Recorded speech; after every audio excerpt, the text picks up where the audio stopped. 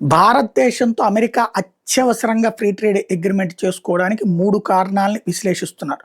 Number 1 Epstein files. Trump పేరు కూడా అందులో ఉండటం, ఫోటోలు ఉన్నాయి, వీడియోలు కూడా ఉన్నాయి అన్నటువంటిది. అతని వీడియోల్ని దాచేశారు, ఫోటోలు అయితే ఉన్నాయి. అతని పేరుతో ప్రస్తుతానికి కొన్ని వేల సార్లు ఉంది.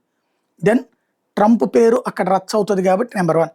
నెంబర్ 2 వచ్చేటప్పటికి ఇరాన్ మీద యుద్ధం చేసేస్తున్నామని ఇప్పటికి 20 రోజుల నుండి బిల్డప్ చేస్తూనే ఉంది. యుఎస్ఎస్ అబ్రహాం లింకన్ కూడా వెళ్ళింది.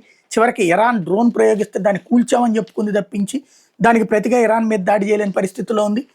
ఇరాన్ మీద యుద్ధం చేయలేని అసమర్థత నుంచి పబ్లిక్ చర్చ డైవర్ట్ చేయడానికి జరుగుతుంది అన్నది. అలాగే ట్రంప్ కంటే ముందే యూరోపియన్ వచ్చేసి భారత్తో ఒప్పందం చేసుకుంటే అమెరికాలో ఉన్నటువంటి పారిశ్రామికవేత్తలు, వ్యాపారవేత్తలు, అలాగే ఈవెన్ ఆయుధ సంస్థలు కూడా ఉడికిపోతున్నాయి.